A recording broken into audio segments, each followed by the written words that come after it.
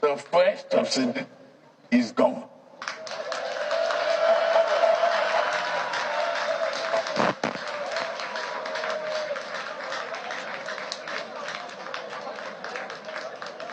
Subsidy can no longer justify an ever increasing cost in the wake of dry resources.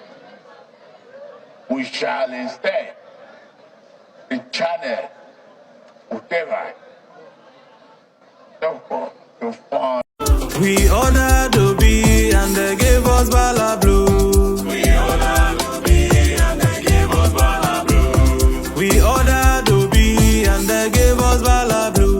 We ordered Obi and they gave us Bala Blue. Bala Blue. Bala Blue. Bala Blue. Bala Blue.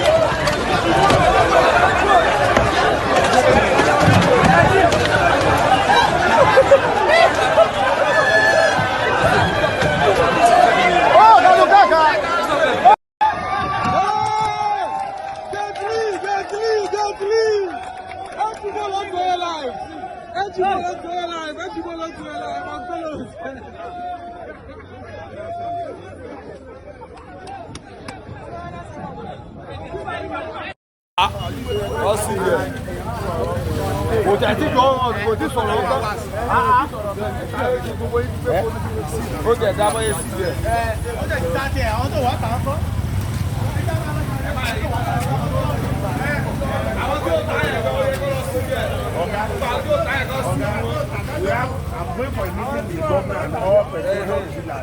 Yes. 4 o'clock. We will issue a statement after 4 o'clock. Then you watch out for my action tomorrow. Thank you, sir.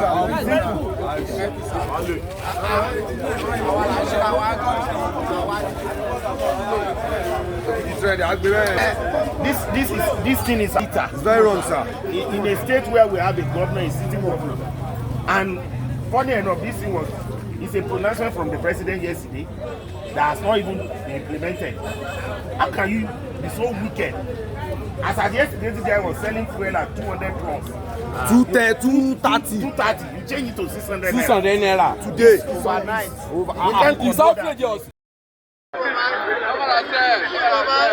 NNPC Lagos bus stop mega filling station Port Harcourt throw open their gates to all the vehicles that have been on the queue. Gate has been thrown open and yet no vehicle has agreed to enter the car. Gate is thrown open. Nobody is entering the filling station. Gate is thrown open. No vehicle is entering the filling station. Due to the high cost of the price, NNPC mega filling station, 511 naira per liter. Gate thrown open. No vehicle is entering to go and buy. What a pity. Welcome, Tinubu government. Sorry, how much is fuel? I said it now, 240. Sorry, where is Yoruba queue? Yoruba queue. Yoruba queue. Where Yoruba people can buy fuel? No, I know now. No, APC, people that voted for APC, where can we buy? You are in the right place. No. This is not the price for APC. Really?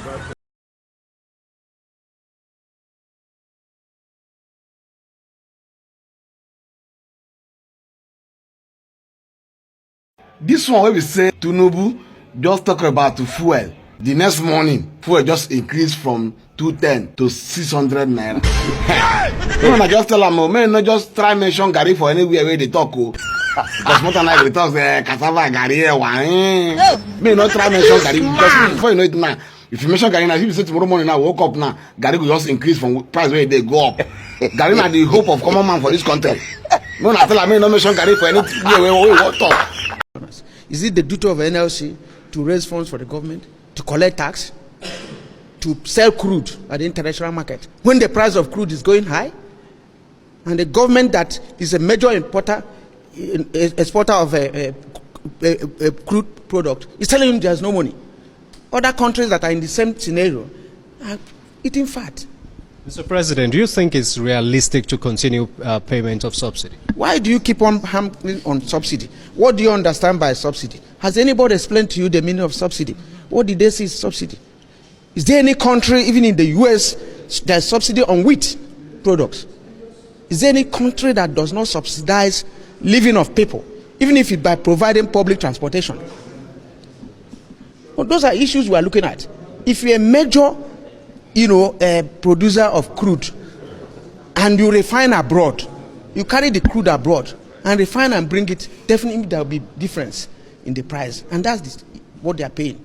If your fathers establish a refinery and that refinery dies in your hands and you are now refining abroad, you ask yourself some questions. You have refineries, Kaduna, Warri, Sapele, Port Harcourt. Why are they not functioning? That we have to go and refine abroad. The transportation money, the refining cost at international price or rate, and we bring it back here.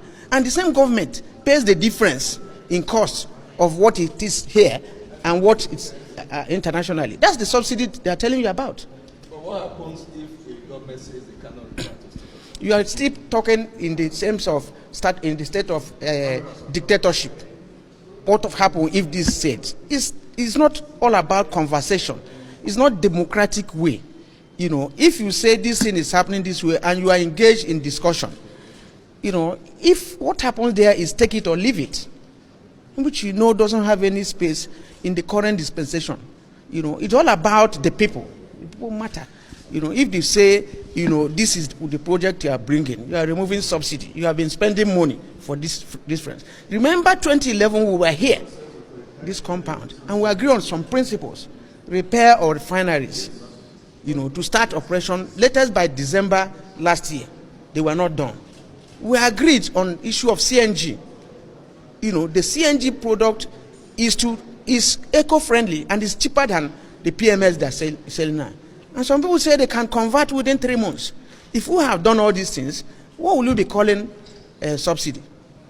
The Dangote refinery is there to be producing. If any of these refineries are producing, we won't have all this challenge we are having today. That's the language of labor. Now, will anybody increase their salary by 300% with what has happened now? This question is going to come to the basics as of today. Transportation has gone beyond that. I don't know what they're paying you, but you cannot, it's not enough for your transportation. That's what we are saying. It's not because there is any dogma on subsidy. No, but we should converse in a free environment and atmosphere and arrive. If we agree for a meeting by 2 today, and in the morning, you come out with price modulation, how can you fix price in a deregulated market? If you are talking of deregulation in the classical sense of it, it has to be determined by market forces. From this week, from Friday, there will be mobilization of all state councils through a NEC meeting. All unions have already been directed to mobilize all their organs and their branches by Wednesday next week. All central bank offices nationwide will be picketed. All central bank from the CBN headquarters will be shut till further notice. Workers are directed to stay at home and join in the picketing exercise. It's going to be tough decisions. Why should I be paying subsidized petrol for Cameroon, for Niger, for Benin Republic?